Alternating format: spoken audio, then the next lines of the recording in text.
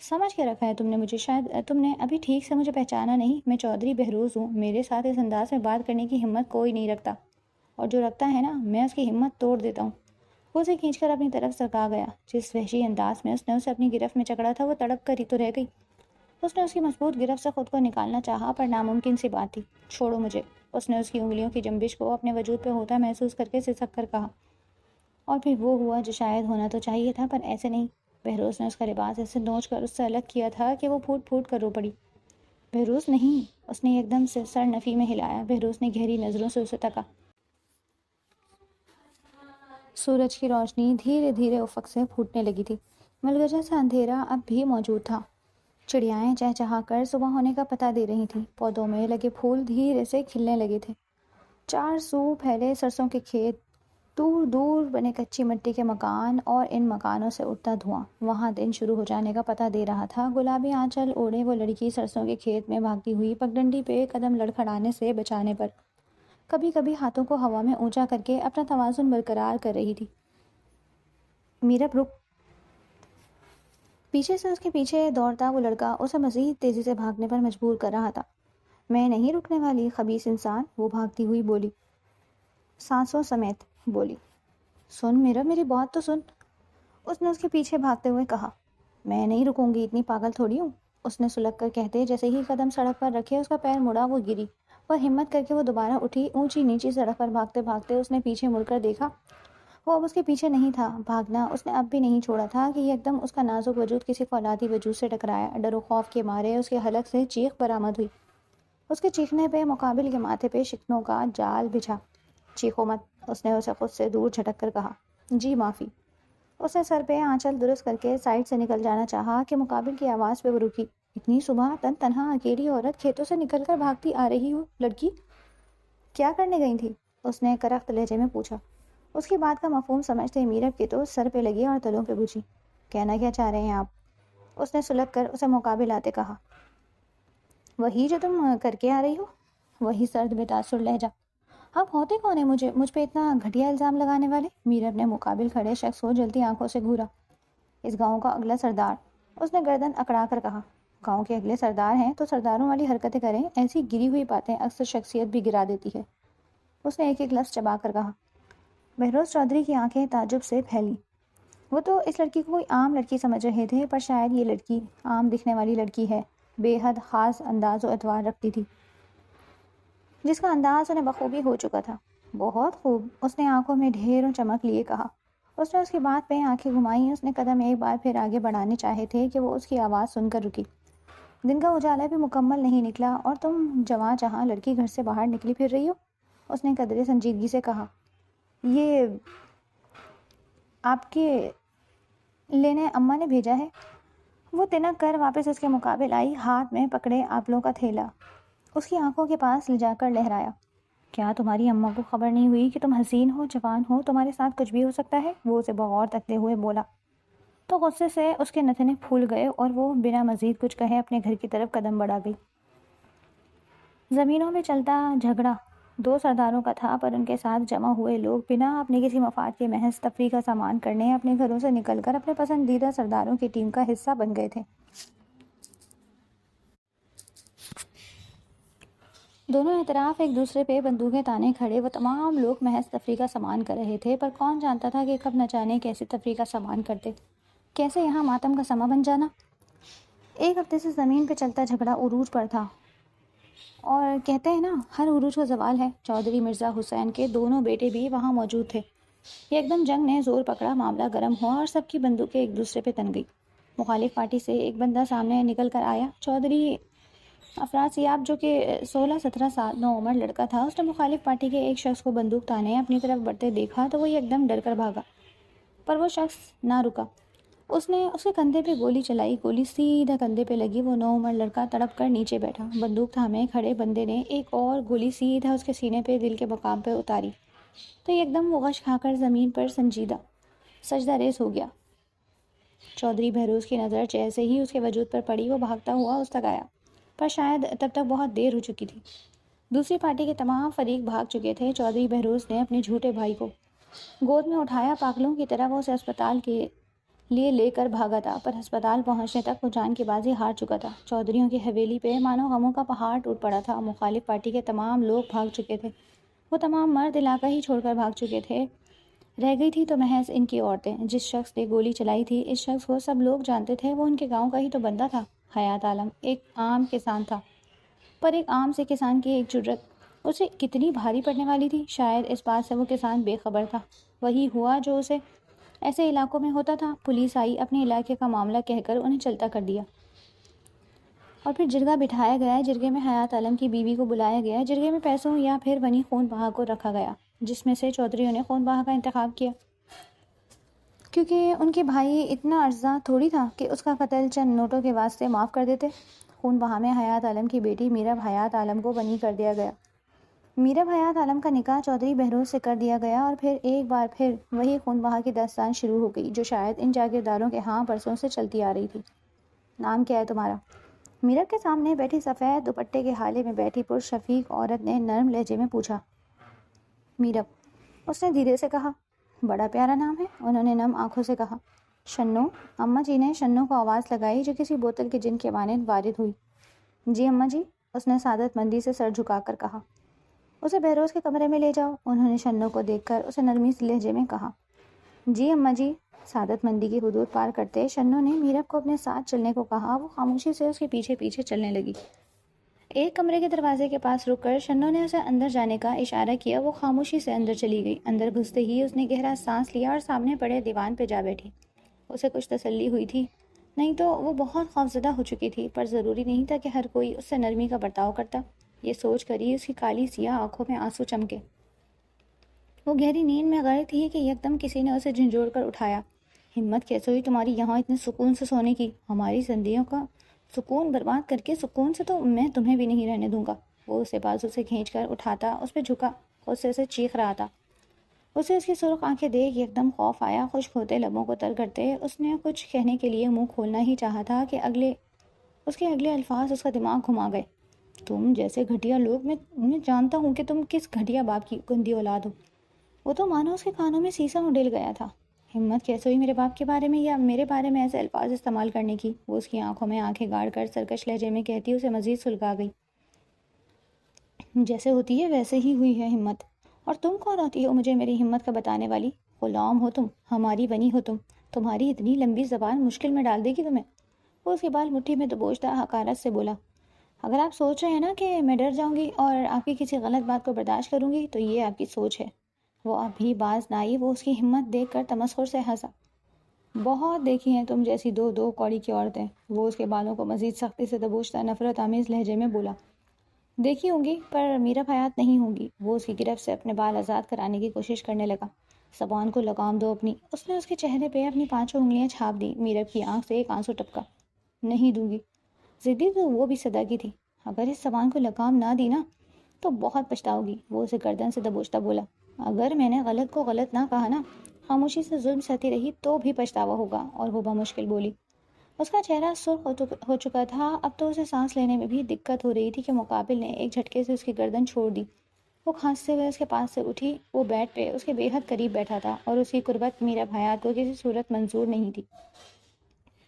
وہ بے حد تھک چکی تھی، اس وجہ سے اس کی آنکھ لگ گئی تھی، پر اچانک اس شخص کا آ کر اسے ایسے اٹھانا اس کے تمام حواس جھنجھوڑ گیا تھا۔ وہ اس کو سنا کر کمرے سے واپس نکل گیا تھا۔ میرب کو اپنا سر دکھتا ہوا محسوس ہوا۔ اس نے جو تھپڑ اس کے چہرے پہ مارا تھا، وہ اس کے حواس جھنجھنا گیا تھا۔ وہ ہمت کرتی کمرے سے باہر آئی۔ حویلی میں ملازموں کے علاوہ کوئی موجود نہیں تھا۔ اس وقت شام کے 5 بج رہے تھے۔ وہ ننگے پیر چلتی ہوئی حویلی کے مین دروازے سے نکل کر باہر بنے برآمدے میں آئی تھی۔ اماں جان وہیں بیٹھی تھیں۔ وہ ان کے پاس جا کر سلام کرتی تخت پہ بیٹھی تو وہ اسے دیکھ نرمی سے مسکرائیں۔ وعلیکم السلام، انہوں نے شفقت سے کہا۔ آرام کر کے اب کچھ بہتر لگ رہا ہوگا نا تمہیں، انہوں نے نرمی سے کہا۔ جی، پر سر میں درد ہو رہا ہے، وہ دھیمی سی آواز میں کہتی اماں جان کو بڑی پیاری لگی۔ شنو، جا کر بچی کے لیے کھانا لا، اور پھر اچھی سے چائے چڑھا ہم دونوں کے لیے، اور تم آؤ ادھر دم ڈال دو، ابھی غائب ہو جائے گا سر درد۔ انہوں نے اسے اپنے قریب بیٹھنے کو کہا۔ وہ ذرا سے کھسک کر اماں کے پاس ہوئی۔ اماں نے دم ڈالنا شروع کیا۔ اس کا سر شدید درد کر رہا تھا۔ کافی دیر خاموشی کے بعد اماں کی آواز اس کی سماعتوں سے ٹکرائی۔ جانتی ہوں بہروز آیا تھا اور شاید اس نے تم سے بدتمیزی بھی کی ہو، پر تم صبر سے کام لینا، دیکھنا بہت جلد وہ تمہارے صبر کے آگے ہار جائے گا۔ اماں نے اس کے سر کو دباتے کہا، دم شاید وہ ڈال چکی تھی۔ اماں جی، ہر چیز پہ ہم عورتیں ہی کیوں صبر کریں؟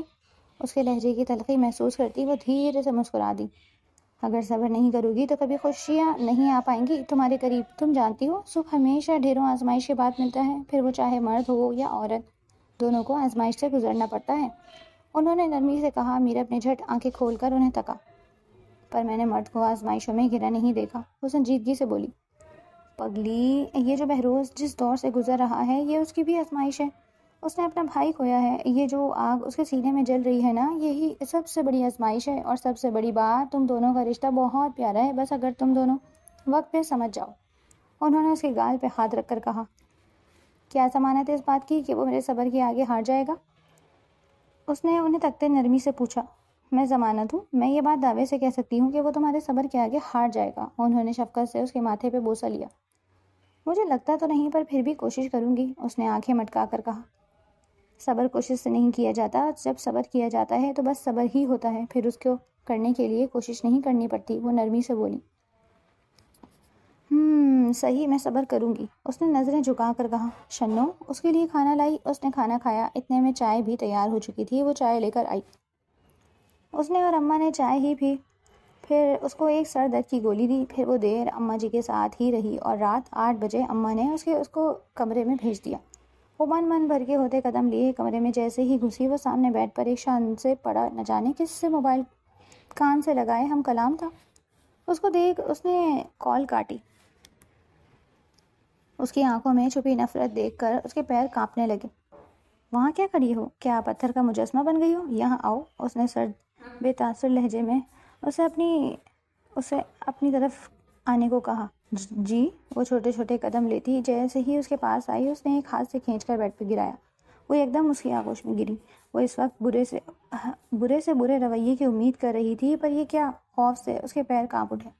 اس نے اٹھنا چاہا کہ ایک دم وہ کروٹ لے کر اس پر مکمل طور پر جھکا۔ راہ فرار ممکن نہیں، اس نے سخت انگلیاں اس کے چہرے پہ پھیرتے ہوئے کہا۔ میرب کا سانس اٹکا تھا۔ مجھے پتا تھا، مجھے دیکھ تم یوں ہی پل میں پگھل جاؤ گے، وہ تمسخر سے گویا ہوئی۔ ہاں، تمہیں تو ویسے بھی بڑا تجربہ ہے نا مردوں کو پل میں پگھلانے کا، اس نے بھی سیدھا خنجر سے وار کیا تھا۔ میرے بارے میں ایسے الفاظ نہ استعمال کریں، وہ اس کے کندھے پہ ہاتھ رکھتی اسے خود سے دور کرنے کے جتن کرنے لگی کہ وہ ایک دم اس پہ مزید حاوی ہوا۔ دونوں کے وجود ایک دوسرے سے مکمل طور پہ جڑے پڑے تھے۔ میرا دل جیسے الفاظ استعمال کرنے کو کرے گا میں کروں گا، اور تم ہوتی کون ہو مجھے یہ بتانے والی کہ میں تمہارے لیے کیسے الفاظ استعمال کروں؟ تم ایک قاتل کی بیٹی ہو اور تم یہاں اپنے باپ کے جرم کی سزا کاٹنے آئی ہو۔ یہ انداز، یہ کانفیڈنس تم پہ سوٹ نہیں کرتا۔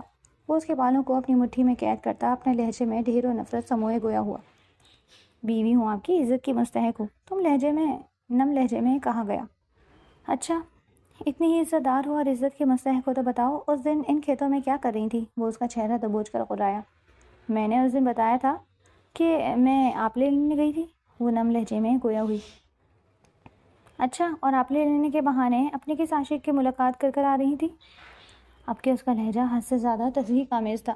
دور ہٹے، وہ ایک دم اسے دھکا دے کر اٹھی۔ وہ بھیگی بلی سے یک دم خونخوار شیرنی بن گئی تھی۔ وہ اس کے خونخوار ہونے پہ تمسخر سے ہنسا۔ جس میں خامی ہو وہ یوں ہی بھڑکتا ہے۔ وہ بیڈ کی دوسری سائڈ پہ ہوتا تنزن ہنسا۔ آپ جیسا انسان جس کی سوچ اس حد تک گری ہوئی ہو میں نے آج تک نہیں دیکھا، وہ حقارت سے کہتی اسے سلگا گئی۔ میں کتنا برا ہوا انسان، اس کا اندازہ تمہیں بہت جلد ہو جائے گا، زیادہ میرے منہ لگنے کی ضرورت نہیں۔ سگریٹ کو لائٹر سے جلا کر ایک کش لیتے ہوئے کہا۔ مجھے اچھے سے معلوم پڑ چکا ہے کہ آپ کیسے مرد ہیں۔ وہ ماتھے پہ لاتعداد تیوریاں سجائے کہتی لیٹنے لگی تھی کہ اس کے الفاظ سن کر اس نے اسے دیکھا۔ یہاں سونے کی ضرورت نہیں، اپنے مرنے کا بندوبست کہیں اور کر لو۔ وہ بدتمیزی کی تمام حدود پار کر گیا۔ میں تو یہیں سوں گی، بیوی ہوں آپ کی، وہ جیسے سلگی۔ اچھا، بیوی ہو، ٹھیک ہے، پھر حقوق ادا کرو میرے، اس نے اسے ستانے کو کہا۔ سوچنا بھی مت، ایسا کچھ آپ جیسے انسان کے ساتھ میں کوئی تعلق کبھی نہیں بناؤں گی۔ وہ آنکھوں میں ڈھیروں نفرت و حقارت لیے بھڑکی۔ سمجھ کے رکھا ہے تم نے مجھے، شاید تم نے ابھی ٹھیک سے مجھے پہچانا نہیں۔ میں چودھری بہروز ہوں، میرے ساتھ اس انداز میں بات کرنے کی ہمت کوئی نہیں رکھتا، اور جو رکھتا ہے نا میں اس کی ہمت توڑ دیتا ہوں۔ وہ اسے کھینچ کر اپنی طرف سرکا گیا۔ جس وحشی انداز میں اس نے اسے اپنی گرفت میں جکڑا تھا وہ تڑپ کر ہی تو رہ گئی۔ اس نے اس کی مضبوط گرفت سے خود کو نکالنا چاہا پر ناممکن سی بات تھی۔ چھوڑو مجھے، اس نے اس کی انگلیوں کی جنبش کو اپنے وجود پہ ہوتا محسوس کر کے سسک کر کہا، اور پھر وہ ہوا جو شاید ہونا تو چاہیے تھا پر ایسے نہیں۔ بہروز نے اس کا لباس ایسے نوچ کر اس سے الگ کیا تھا کہ وہ پھوٹ پھوٹ کر رو پڑی۔ بہروز نہیں، اس نے ایک دم سے سر نفی میں ہلایا۔ بہروز نے گہری نظروں سے اسے تکا۔ کیوں نہیں؟ ہاں، اس نے اس کے چہرے پہ انگلی پھیر کر کہا۔ پلیز تو رٹے، وہ گہری سانس لیتی روندی ہوئی آواز میں بولی۔ بہروز تمسخر سے ہنستا اس کے لبوں پہ اپنا مضبوط ہاتھ جماتا اپنے حق وصول کر گیا۔ کچھ دیر بعد نیم اندھیرے کمرے میں اس کی سسکیاں گونجنے لگی تھیں۔ وہ جو ابھی اس کو ریزہ ریزہ کر کے پیچھے ہٹا، اس کے رونے کی آواز جب اس کے کانوں میں پڑی تو اپنے کیے پہ شرمندہ ہونے کے باوجود بیزار سے لہجے میں گویا ہوا، بند کرو یہ رونا دھونا، ایسا بھی کوئی ظلم نہیں کیا جو رونا ہی بند نہیں ہو رہا۔ وہ کروٹ بدل گیا۔ وہ اس کے روکنے پہ بھی نہ رکی۔ ساری رات اس کے روتے روتے گزری۔ صبح کی روشنی لگنے سے پہلے ہی وہ اپنی حالت درست کر کے کمرے سے نکل چکی تھی۔ جیسے ہی مولوی نے اذان دی، دھیرے دھیرے حویلی میں چہل پہل ہونے لگی۔ میرب نے جلدی جلدی نماز پڑھی اور جب دعا کے لیے ہاتھ اٹھائے تو آنسو اور سسکیوں کے سوا کچھ نہ تھا۔ اماں جی بھی اٹھ چکی تھی۔ وہ ان کے پاس آ کر بیٹھی۔ یک دم بہروز کے والد نماز پڑھ کر جیسے ہی گھر میں داخل ہوئے اور اسے دیکھ کر جو بے عزتی انہوں نے اس کی وہ رات کو کی گئی ان کے بیٹے کی گئی زیادتیوں سے بھی پیچھے چھوڑ گئی تھی۔ صبح صبح حویلی کی دیواریں ان کی دھاڑ سے کانپ اٹھی تھی۔ وہ ظالم بھی نیند سے بھری آنکھیں لیے جیسے ہی جدید طرز کے بنے لاؤنج میں آیا تو میرب سر جھکا کر رو رہی تھی اور اس کے ابا اس کے سر پہ کھڑے اسے نہ جانے کیا کچھ کہہ رہے تھے۔ اسے برا لگا پر اس نے کچھ نہ کہا، خاموش رہا۔ نظر ایک بار پھر اس کے کملائے چہرے پر پڑی تو وہ محض لب بھیج گیا۔ پر جب ابا نے اس کے کردار پر بولنا شروع کیا تو اس کی برداشت بالکل ختم ہونے لگی تھی۔ اس کے دماغ کی رگیں غصے سے تن گئیں۔ وہ یک دم بھڑکا۔ ابا، میری بیوی کے بارے میں ایسے الفاظ آپ کیسے استعمال کر سکتے ہیں؟ وہ مشتعل ہوا۔ بیوی نہیں ہے تمہاری، یہ ونی ہے، ابا چیخے۔ ابا غلط بات نہ کرے، نکاح کر کے لایا ہوں، وہ جیسے بھپرا۔ ہاں نکاح بے شک کیا ہو پر اس کی حیثیت ہماری ملازمت سے بھی کم ہے، وہ بھی بھڑکے۔ میرا پھوٹ پھوٹ کر رونے لگی تھی۔ اماں جی نے یک دم اسے اپنے سینے میں بھینچا تو وہ مزید سسک اٹھی۔ ابا تن فن کرتے وہاں سے جا چکے تھے اور وہ سامنے کھڑا ہاتھوں کی مٹھیاں بھینچ کر کھڑا اب غصے سے گھور رہا تھا۔ یک دم وہ آگے بڑھا، بغیر اماں جی کا لحاظ کیے اسے کلائی سے تھامتا گھسیٹتا ہوا کمرے میں لے کر آیا۔ ایک جھٹکے سے اسے بیڈ پر لا کر پھینکا تو وہ یک دم سیدھی ہو کر بیٹھی۔ آئندہ سے جب تک ابا گھر پہ ہوں کمرے سے نہ نکلنا، اس نے کمرے میں تیش کے عالم میں چکر کاٹتے کہا۔ ایسا غلط کچھ انہوں نے بھی نہیں کیا جو آپ نے کیا۔ وہ اس سے زیادہ توہین آمیز تھا۔ وہ اس کے مقابل کھڑی ہوتی نم لہجے میں گویا ہوئی۔ بکواس بند کرو، وہ نظریں چرا کر بولا۔ بکواس نہیں ہے، یہ سچ ہے، جیسے آپ جھٹلا نہیں سکتے۔ ارے آپ سے بہتر تو سہیل تھا، وہ میری عزت پہ تاک لگائے بیٹھا تھا، جانتے ہو کیوں؟ کیونکہ میں اس کی عزت نہیں تھی، پر آپ کی تو عزت تھی نا، وہ اسے دیکھ افسوس سے کہتی اس کی غصے کو مزید ہوا دے گئی تھی۔ کیا بکواس کر رہی ہوں؟ ہاں میں نے کوئی گناہ نہیں کیا، سمجھی؟ وہ ایک دم بھڑکا۔ اس نے اس کی گردن کو اپنی مضبوط گرفت میں جکڑا تو اس کی سانسیں بند ہونے لگیں۔ اس نے اسے خود سے دور کرنا چاہا، اپنی گردن آزاد کرانی چاہیے، پر وہ تو شاید غصے میں آپے سے ہی باہر ہوتا جاتا۔ آج تو کی ہے یہ بکواس، آئندہ کرنے کے بارے میں سوچنا بھی مت۔ اور کون ہے یہ سہیل؟ وہ اس کی گردن چھوڑتا اسے بازو سے دبوچ گیا۔ کوئی نہیں، وہ اپنی سانسیں بحال کرتی اسے خود سے دور جھٹک گئی۔ مجھے اپنی چلانے والے لوگ بالکل پسند نہیں، سمجھی تم؟ وہ اسے جھنجھوڑ کر بولا۔ پر میں اپنی ہی چلاؤں گی، میں کسی کے ہاتھ کی گڑیا نہیں بن سکتی، وہ اپنے آپ سے چھڑاتی پھنکاری۔ اس کے یہی انداز بہروز کے غصے کی وجہ بن رہے تھے۔ وہ اسے بیڈ پہ جھٹک کر خود الماری سے کپڑے لینے واش روم میں بند ہو چکا تھا اور وہ محض سسک کر رہ گئی۔ وہ بھی کمرے سے نکل کر باہر آئی تو اماں وہیں بیٹھی تھی۔ وہ چھوٹے چھوٹے قدم لیتی ان کے پاس آ کر بیٹھی۔ اس نے ہاتھ تو نہیں اٹھایا تھا نا تم پہ؟ انہوں نے اس کے بالوں پہ ہاتھ پھیرتے کہا۔ اس نے گردن کو ذرا سا ترچھا کر کے انہیں دکھایا اور پھر خاموشی سے سر کو نفی میں ہلا دیا۔ اماں جی نے گہرا سانس خارج کیا اور اسے بغور تکا۔ جانتی ہو تم ونی ہو، جبھی تمہیں یہ سب سہنا پڑ رہا ہے، بلکہ اس سے زیادہ سہنا پڑتا ونی میں آئی عورتوں کو۔ پر تم جانتی ہو ایسے بھی عورتیں ہیں جو ونی نہیں ہوتی، انہیں دھوم دھام سے خوشی خوشی گھر کی بہو بنا کر لایا جاتا ہے اور پھر ان کے ساتھ ایسا سلوک ہوتا ہے جیسا تمہارے ساتھ ہو رہا ہے۔ وہ اس کا ہاتھ تھامتی نرمی سے گویا ہوئی۔ اماں جی، اگر ان کے ساتھ ایسا سلوک ہوتا ہے نا تو وہ اپنے میکے جا کر بیٹھ جاتی ہیں، طلاق لیتی ہیں اور اپنی زندگی آسان کر دیتی ہیں۔ پر مجھ جیسی بنی ہوئی عورتوں کو تو صبر اور برداشت کے کچھ کر ہی نہیں سکتی۔ اس نے شوخی ہوئی نظروں سے جھکا کر کہا۔ 100% میں سے 75% عورتیں برداشت کرتی ہیں۔ یہ کہنا بالکل غلط ہے کہ وہ طلاق لے لیتی ہیں یا پھر میکے چلی جاتی ہیں۔ ایسا نہیں ہوتا، ان کے بچے ان کے پیروں کی زنجیر بن جاتے ہیں، وہ اپنے بچوں کی خاطر خود کو مار دیتی ہیں، اپنی خواہشوں کا گلا گھونٹ دیتی ہیں۔ انہوں نے قدرے افسوس سے کہا۔ کاش اماں جی میں بنی نہ ہوتی، ایسے سلوک پہ نہ میں آپ کے بیٹے کی اینٹ سے اینٹ بجا دیتی۔ اپنی بے بسی پہ اسے ایک بار پھر رونا آیا۔ آنچل اس کا ہلکا سا ڈھلکا تو گردن پہ اس کی انگلیوں کے نشان اماں کی نظر سے پوشیدہ نہ رہ سکے۔ ابھی وہ اسے کچھ کہتی، اس نے اپنا آنچل درست کیا۔ سامنے وہ نکسک سے تیار لاؤنج میں آیا۔ صوفے پہ بیٹھ کے اس نے اسے ایک نظر دیکھا اور پھر دوبارہ نظر جھکا کر اپنے موبائل میں مشغول ہو گیا۔ تم نے اس پہ ہاتھ اٹھایا؟ اماں نے سخت گیر لہجے میں پوچھا۔ اس نے ناسمجھی سے سر اٹھایا۔ جی اماں جی۔ اس نے کچھ الجھن کا شکار ہو کر پوچھا۔ تم نے میرب پہ ہاتھ اٹھایا؟ انہوں نے سختی سے دریافت کیا۔ میرب اس کی گھری خود پہ دیکھ ایک دم سٹپٹائی۔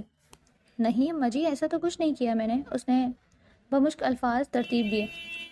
تم نے نہیں کیا تو کس نے کیا ہے؟ اس کی گردن پہ تمہاری انگلیوں کے نشان باقاعدہ پڑے ہیں۔ اماں کے لفظ میں سختی تھی۔ اماں جی وہ غصہ آ گیا تھا، اس نے نگاہیں جھکا کر کہا۔ یہ کیا بات ہوئی؟ غصہ آ گیا تو کیا بیوی کے ساتھ ایسا سلوک کرو گے؟ انہوں نے اسے گھر کا۔ معذرت اماں جی، آئندہ خیال رکھوں گا، اس نے نگاہیں جھکا کر کہا۔ اگر آئندہ ایسا کچھ ہوا تو بہروز میں نے تم سے بات نہیں کرنی، وہ خفگی سے بولی۔ وہ ایک دم تڑپ ہی تو گیا تھا۔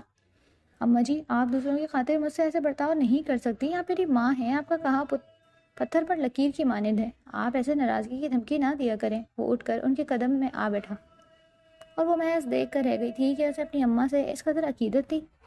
آپ ہمیں شرمندہ نہیں کریں گے کبھی کچھ ایسا کر کے جس سے ہماری تربیت پہ حرف آئے تو ہم کیوں خفا ہونے لگے آپ سے؟ انہوں نے نرمی سے اس کے چہرے پہ ہاتھ پھیرا۔ اماں جی میں وعدہ کرتا ہوں اب تک جو کچھ ہوا وہ ہو گیا، پر اس کے بعد میں کچھ بھی غلط نہیں کروں گا، وہ ادب سے نگاہیں جھکا کر بولا۔ اور پھر جو اس نے کہا تھا اس نے وہی کیا۔ وہ حیران ہوئی تھی کوئی شخص اپنی بات کا اتنا پکا کیسے ہو سکتا ہے۔ وہ کمرے میں ہوتی تو وہ اس سے کلام تک نہ کرتا، چاہے اچھا ہو یا برا۔ یہ سلسلہ پچھلے 4 ماہ سے ایسے ہی چل رہا تھا۔ اس کی بھی روٹین کافی بدل گئی تھی۔ وہ صبح اٹھ کر شنوں کے ساتھ لگ کر گھر کے کاموں میں حصہ لینے لگی تھی، پھر باقی کا دن اماں جی اور پودوں کے ساتھ گزرتا، اور اس سے کبھی سامنا ہوتا تو وہ اسے نگاہ پھیر کر نکل جاتا۔ ابھی وہ لگی باہر لگے پودوں کو پانی دے رہی تھی، کالے رنگ کا لان کا پرنٹڈ سوٹ پہنے، بالوں کی لمبی چوٹی بنائے کھڑی تھی۔ پائپ لے کر وہ دوسری کیاری کی طرف مڑی کہ ایک دم پائپ کے سامنے نمودار ہوتا وجود پورا کا پورا بھیگ گیا۔ اس نے بے ساختہ ہاتھ منہ پہ رکھے اور پائپ زمین پہ پھینک دی، 2 قدم اچھل کر پیچھے ہوئی اور یکدم بھاگتی ہوئی اماں جی کے پاس پہنچی تھی۔ وہ کافی دیر تک انتظار کرتی رہی کہ اب وہ اس کی بےزتی کرے گا، پر ایسا نہ ہوا۔ اسے کچھ تسلی ہوئی۔ شام کے چائے پی کر وہ اماں جی کے ٹانگیں دبا رہی تھی کہ وہ اماں جی کے پاس آیا، انہیں سلام کر کے پاس پڑی کرسی قریب کھسکائی اور بیٹھا۔ میرب نے چور نظر سے اسے دیکھا۔ وہ اماں جی کی طرف متوجہ تھی۔ اماں جی آپ نے بلایا؟ اس نے اماں جی کو تکتے پوچھا۔ ہاں بیٹا بلایا تھا، انہوں نے اٹھتے ہوئے میرب کے ہاتھ تھام کر روکے۔ میرب نے اٹھ کر کمرے سے نکل جانا چاہا پر اماں نے اسے روک لیا۔ وہ جانتی تھی اماں کیا بات کرنے والی ہیں۔ اس کا دل دھڑکا۔ وہ بات جو تقریباً 4 ماہ سے پوشیدہ تھی، وہ بات آج اماں جی اسے بتانے والی تھی۔ وہ بے حد خوفزدہ تھی اس کا ریئیکشن سوچ کر۔ اس کی بھی بے ساختہ نظر اس پہ پڑی تو اسے اس میں نہ جانے کیوں پر پہلے کے مقابلے میں کافی تبدیلی محسوس ہوئی۔ بہروز تم باپ بننے والے ہو؟ اماں جی نے سنجیدگی سے کہا۔ جی؟ اسے حیرت ہوئی۔ ہاں تمہیں 4 مہینے پہلے اس لیے نہیں بتایا کہ کیونکہ تم کافی غصے میں رہتے تھے ان دنوں، اماں جی نے نرمی سے کہا۔ میرب نظریں جھکائے بیٹھی تھی۔ بہروز کو تو سمجھ ہی نہیں آیا کیا کرے، عجب سی بے بسی تھی۔ اس نے ایک میرب کو دیکھا، وہ بیٹھی نظریں جھکائے انگلیاں چٹکا رہی تھی۔ کمرے میں گہری خاموشی تھی۔ وہ گہری سانس لے کر اٹھا۔ اماں جی چلتا ہوں، کچھ کام ہے، رات میں ملاقات ہوگی، وہ سنجیدگی سے کہتا کمرے سے نکل گیا اور وہ محض بھیگی نظروں سے اس کی پشت کو دیکھتی رہ گئی۔ اماں جی اب کیا ہوگا؟ اس نے اماں کی طرف رخ کیا۔ اللہ خیر کرے گا، انہوں نے اسے پریشان دیکھ کر کہا۔ اماں جی وہ غصہ تو نہیں کریں گے نا؟ اس نے اماں جی کو تکتے پریشانی سے کہا۔ نہیں، اماں جی نے ایک لفظی جواب دیا۔ وہ بھی خاموش ہو گئی، اس سے بھی آگے مزید کچھ کہا نہ گیا۔ رات میں وہ کمرے میں بیٹھی تھی، گھٹنے پہ سر ٹکائے بیٹھی، پیلے رنگ کا جوڑا پہنے بیٹھی تھی۔ بہروز کمرے میں گھسا، اسے دیکھ کر ہمیشہ کی طرح نظر انداز کرتا وہ کمرے کی بیلکنی میں گیا، سگریٹ سلگا کر پینے لگا کہ وہ بے چینی سے محسوس کرتی خود ہی اس کے پیچھے اٹھ کر گئی۔ اس کی پشت پہ کھڑے ہو کے اس نے بمشکل الفاظ کو ترتیب دیا۔ آپ خوش نہیں اس خبر سے؟ اس نے دھیرے سے کہا۔ وہ مذاق۔ اس نے سگریٹ کا گہرا کش لے کر دھواں ہوا کے سپرد کیا اور اسے دیکھ کر تمسخر سے ہنسا۔ بالکل بھی نہیں۔ اس نے جلا سگریٹ زمین پہ پھینک کر اپنے جوتوں تک تلے مسلا۔ کیوں؟ اس نے اپنے حلق میں کانٹے چبھوتے ہوئے محسوس کیا۔ کیونکہ میں یہ بچہ نہیں چاہتا، میں چاہتا ہوں اس کو ختم کر دوں۔ اس نے صفاقی کی حد تمام کر دی۔ یہ آپ کیا کہہ رہے ہیں؟ وہ خوف کے مارے 2 قدم پیچھے ہوئی۔ وہی جو تم نے سنا۔ وہ اس کے سراپے کو بغور تکتا گویا ہوا۔ اس کے سراپے میں ہلکا سا بھاری پن کو دیکھ کر سر جھٹک گیا۔ پر میں ایسا کچھ نہیں چاہتی، آپ پلیز ایسی باتیں نہ کریں۔ اس کی رنگت پل میں زرد پڑ گئی، پورا وجود لمحے میں پسینے سے شرابور ہوا تھا۔ گھبراہٹ کے مارے اس کے وجود پہ ایسا لرزش طاری ہوا کہ ایک پل کو تو بہروز بھی سٹپٹا گیا۔ اس نے ایک دم لپک کر اسے تھاما۔ کیا ہوا تمہیں؟ اس نے اس کے گال تھپ تھپائے۔ پانی پانی، اس نے گہرے سانس لے کر کہا۔ ہاں صبر۔ وہ اسے خود کے ساتھ لگائے بیڈ پر لا کر بٹھاتا گویا ہوا۔ سائڈ ٹیبل پہ رکھے جگ سے پانی اس نے گلاس میں انڈیل کر اس کے لبوں سے لگایا تو کچھ دیر بعد اس کی حالت سنبھلی۔ اب بہتر محسوس کر رہی ہو؟ اس نے اس کے بال سہلاتے ہوئے کہا۔ جی، اس نے اپنے چہرے پہ ہاتھ پھیر کر کہا اور نظریں اس کے چہرے پہ گاڑ کر بے بسی سے اسے دیکھا۔ آپ کیوں نہیں چاہتے کہ… اس نے بات ادھوری چھوڑی۔ تم اور میں ایک ہیلدی ریلیشن شپ میں نہیں ہیں۔ بچے کا آنا مطلب اس کی زندگی خراب کرنا۔ ماں باپ کے تعلقات کا فرق اولاد کی شخصیت پہ بہت پڑتا ہے اور میں نہیں چاہتا کہ کسی معصوم کی زندگی خراب ہو۔ وہ سنجیدگی سے بولا۔ ہم ٹھیک کریں گے نا اپنا تعلق، ہمارے بیچ سب ٹھیک ہو جائے گا۔ وہ بے قراری سے بولی۔ کیسے؟ اس نے آئی برو چکا کر کہا۔ آپ بھول جائیں نا یہ کہ میں ونی ہوں، پلیز۔ وہ جیسے منٹ پر اتر آئی۔ ایسا نہیں ہو سکتا میرب، تم میرے بھائی کے خون بہا میں آئی ہو، ہمارے بیچ کبھی کچھ بھی درست نہیں ہو سکتا۔ وہ سنجیدگی سے بولا۔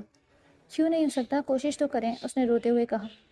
کبھی کبھی کچھ چیزیں کبھی ٹھیک نہیں ہو سکتی۔ وہ اس کے پاس سے اٹھتا گویا ہوا۔ آپ اتنے سنگ دل نہ بنے، اس کی کبھی کبھی سنگ دل بننا پڑتا ہے، وہ بے رخی سے کہتا اس کا دل دکھا گیا۔